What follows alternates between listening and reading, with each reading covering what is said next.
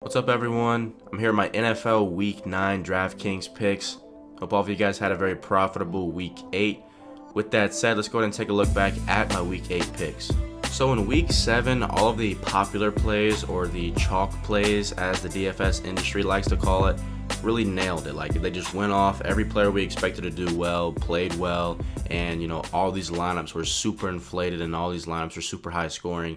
And this week it was the exact opposite. Almost all the really, not almost all, but majority of the really popular plays, didn't really nail it. We had tons of injuries all over the place. CJ Fedorowicz went down with an injury. He was still able to salvage. Spencer Ware went down with an injury in the third quarter with a concussion. Other guys, T.Y. Hilton went down. Some other guys I'm not thinking of went down as well. And most of those guys were able to come back in the game, but, obviously, they're not going to be the same if they were, dealing with some kind of injury. So for me, it was one of those weeks where I was right on the edge in cash games, right up until like the last few minutes in this Eagles-Cowboys game on Sunday night. And if they hadn't have gone in overtime, I would have been okay. But once they went in overtime, I got knocked, which kind of sucked. I had some tournament lineups. I still did pretty well, but all in all, it was kind of just a mediocre week. As far as some of the picks that I gave out. On the bad pick side, there's actually a few guys I'm taking a look at here that I actually ended up not playing, and I tweeted about them. Russell Wilson was a guy that I thought was okay play, but as we got later in the week, I just realized this guy's not healthy. I still played Jimmy Graham. I only played Julio in one tournament lineup. I didn't play hardly any of him. I didn't play him in cash games or anything like that, but I did play quite a bit of Brandon Marshall and Mike Evans. I felt good about Brandon Marshall. Maybe I let the matchup get to me a little bit. Maybe I was just trying to pick on the Browns defense a little bit too much. But so all in all, it wasn't an absolute failure of a week, but it wasn't a great week by any means. So hopefully we can look to turn it around in Week 9. All right, so moving into some Week 9 stacks now. First up, I have Marcus Mariota and Delanie Walker. And these are two guys that I've liked to play quite a bit this season. That said, Delanie Walker has really let us down. So anytime that you're going to play Marcus Mariota, you either have to play him by himself, or you can do a little bit an odd stack and stack him with DeMarco Murray. I don't hate that this week either, but this is a good matchup for both of these guys. San Diego has allowed the fifth most passing yards in the NFL at just over 2,300. They're allowing over 13 and a half fantasy points per game to tight ends, which is kind of average. It's not super bad, but it's definitely not good by any means. So, but the real big key here is Marcus Mariota, and I think Marcus Mariota is cash viable in my personal opinion. I think a lot of people are going to look to Dak Prescott in cash. And I just don't see it this week.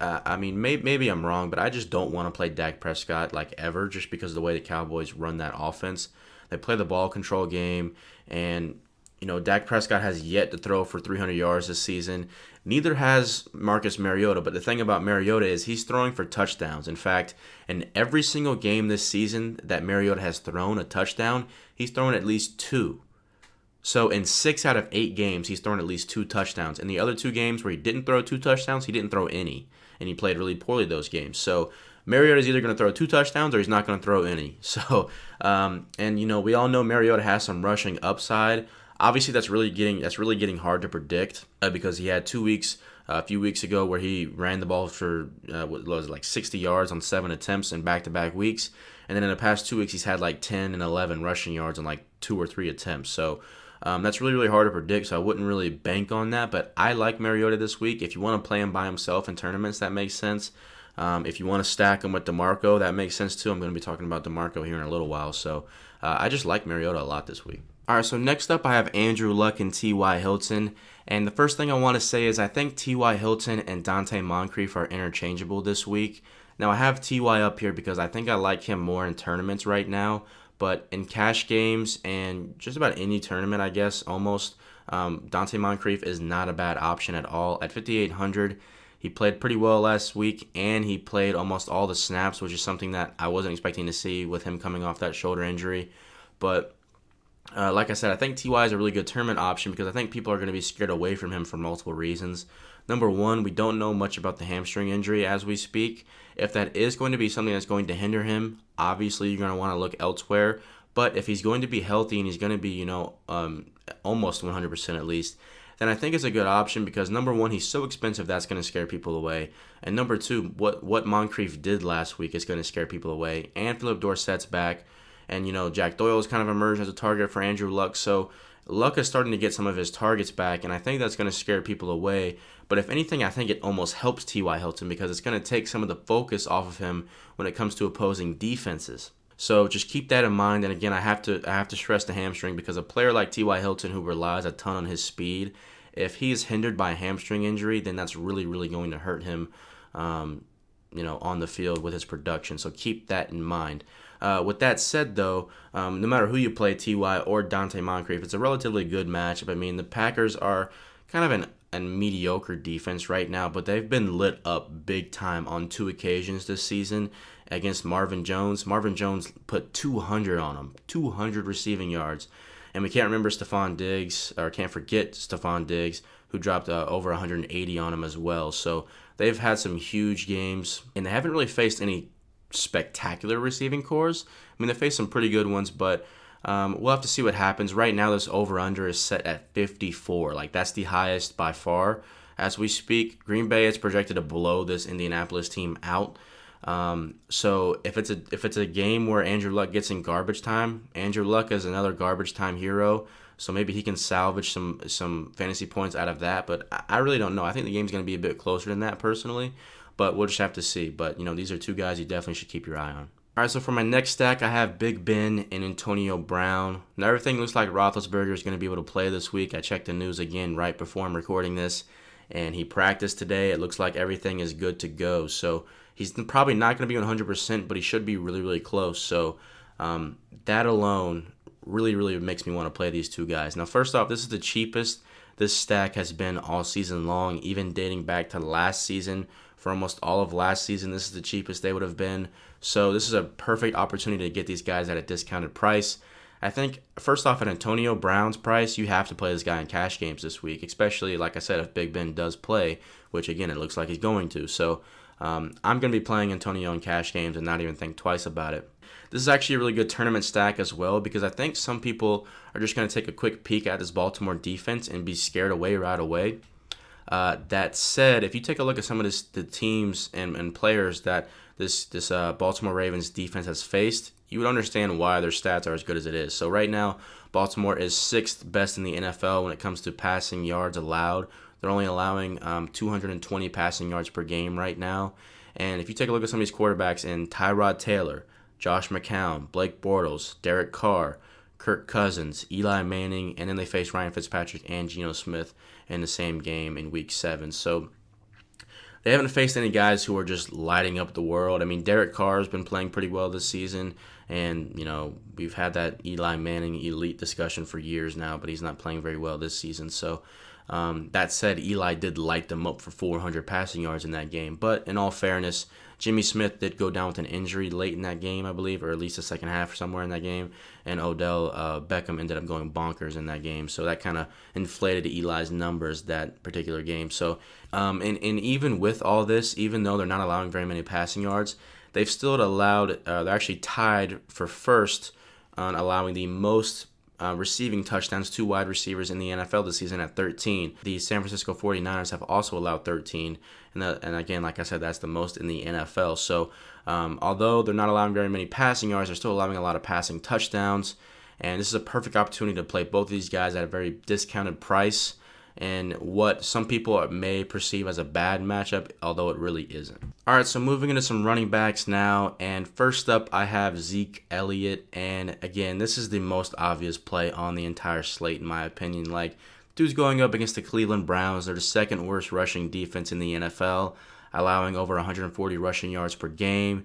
Zeke has had, before last week, he went a month straight with over 100 rushing yards.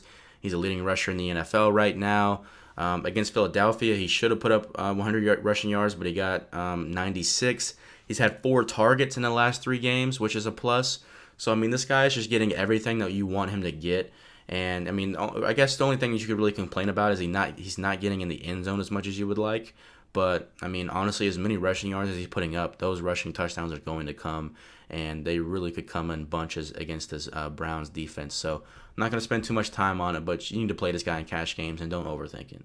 All right, so next up I have DeMarco Murray, and Murray has every bit as good of a matchup as Elliott does against the Cleveland Browns, in my opinion, this week.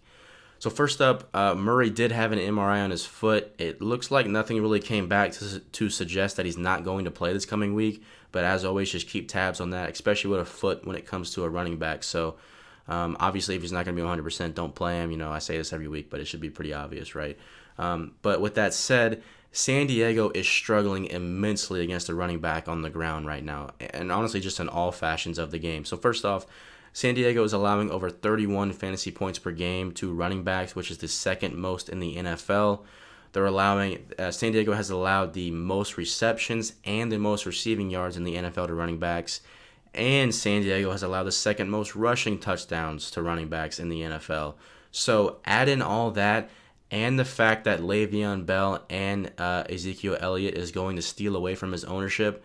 This is a great opportunity to play DeMarco Murray in a superb matchup for him in tournaments, and hopefully you can get him at under 10% owned, and hopefully you can start just rolling in the money, because again, this is a great matchup for him. He gets it done through the air. I've already mentioned a couple weeks ago that he has a ton of red zone targets. He has one of the highest red zone target totals on the Titans. At one time, it was the highest. This is just a great matchup for DeMarco, and if he's healthy, I'm going to be playing him quite a bit in tournaments. All right, so finishing up the running backs here, I have Carlos Hyde, and he again is another tournament option. So first off, just like DeMarco Murray, he had an injury that you need to keep tabs on. He's coming off of a shoulder injury. He practiced yesterday. He practiced today as well, I believe, but he was in a non-contact jersey. So just keep tabs on that. But it looks like he's going to play.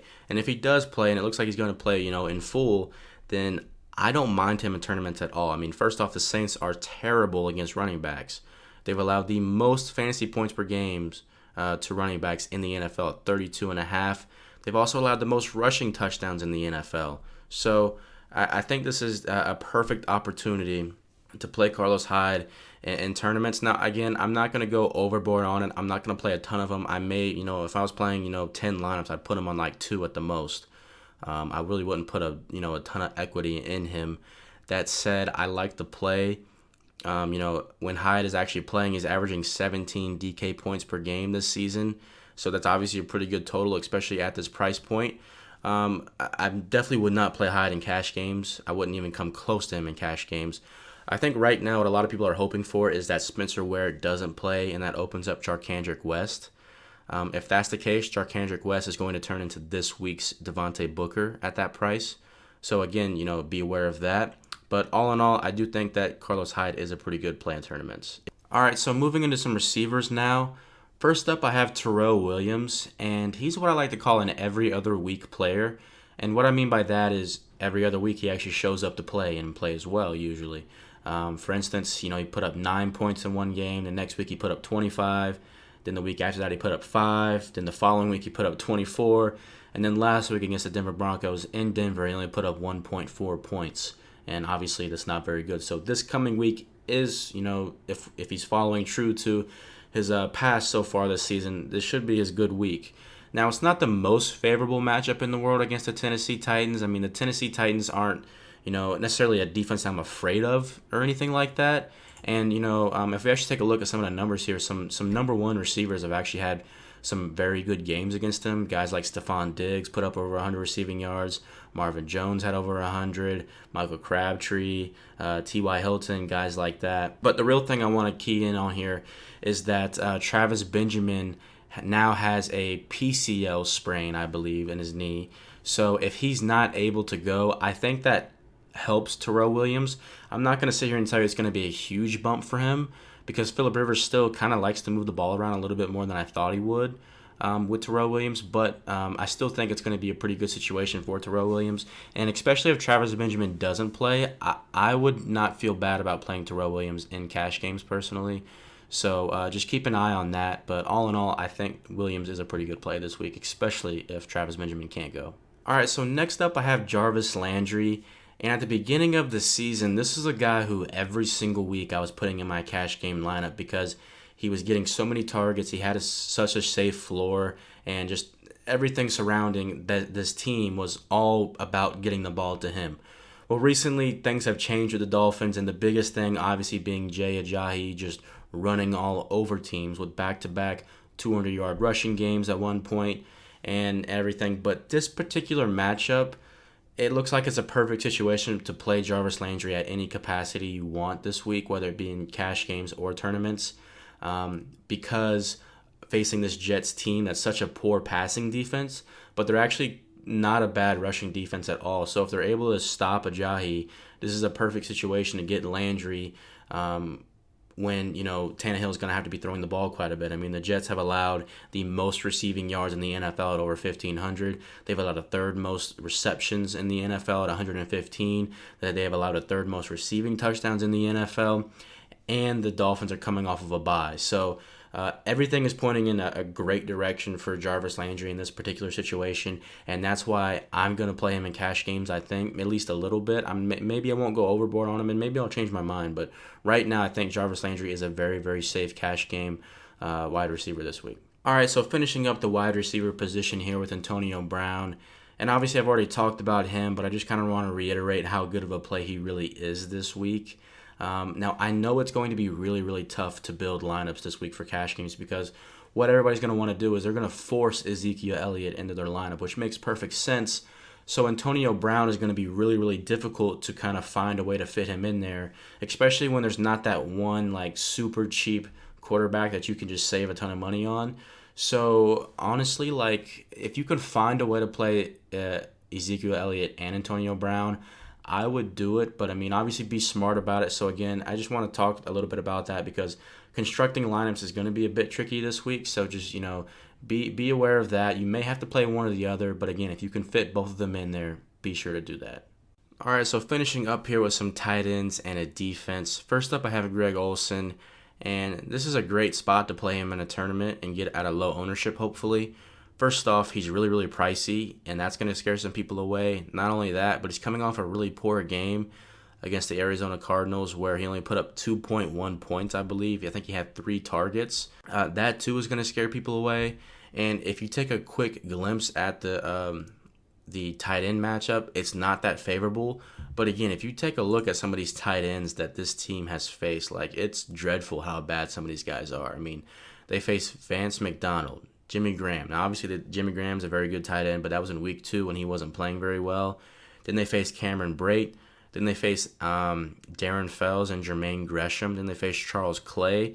Then they face Will Tye. I mean, these guys are not good tight ends, I mean, honestly. So Greg Olsen is leaps and bounds above the next best tight end that this team has faced. And I just don't see the Carolina Panthers letting Greg Olsen only get, a handful of targets in 2 games. I mean, before last week against the Cardinals with 3 targets, the fewest amount of targets he had in a game all season was 7. And before the Saints game, he actually had 3 straight games of double-digit targets, one with 10 and then 2 back-to-back weeks with 13 targets. So this guy is playing really well lately, and I think last week recency bias is going to scare some people away. So I'm gonna stack Cam Newton and Greg Olsen together in some tournaments for sure. All right, so it's been well documented by this point at how bad the Detroit Lions really are against opposing tight ends. This week, Kyle Rudolph is going to be lining up against them, and obviously that makes him a pretty good play. He's $4,000, which is kind of expensive for Rudolph, but at the same time, it's not that bad of a price to pick somebody against this Detroit Lions team. Obviously, it's a little scary to pick anybody on this Minnesota offense right now, considering how poorly they've played on that side of the ball. And now Norv Turner's been fired, so there's some questions going around on who's going to actually be the offensive coordinator and call plays this coming Sunday. So that said, I think I'm still going to play some Rudolph. I think he's going to be a popular cash game option. I just don't know if I'm going to get there or not. Maybe some people will look at Gary Barnidge, guys like that. So we'll have to see, but Rudolph is obviously a really, really good play. Okay, so finishing up here with my defense, and that is going to be the Chiefs. They're going to be the very, very obvious pick of the week, going up against the Jacksonville Jaguars. Kansas City is averaging the most takeaways per game right now in the NFL at 2.3, and they're averaging 3 takeaways exactly at home, and this game is in Arrowhead. The Jacksonville Jaguars are giving the ball away at a 1.9 times per game, which is the 6th worst in the NFL. So that's all you really need to know. I mean, the Chiefs, they're not super overpriced by any means, so definitely going to be picking the Chiefs in cash games. All right, so that's going to do it for the video. I really appreciate you guys for tuning in and watching. Please leave a like if you enjoyed. Be sure to subscribe. I upload a video every Wednesday and every Friday. Also, for the NBA stuff, I haven't forgotten. I just wasn't able to get to it this week, so I apologize for that. One more thing, let me know down in the comment section if you would like to see a video on what websites that I use for research weekly and how I go about using that data to make educated decisions when it comes to picking players and putting them in my lineups, because that's been a very, very common question. So, again, thank you for watching, and I'll see you guys in the next one. Later.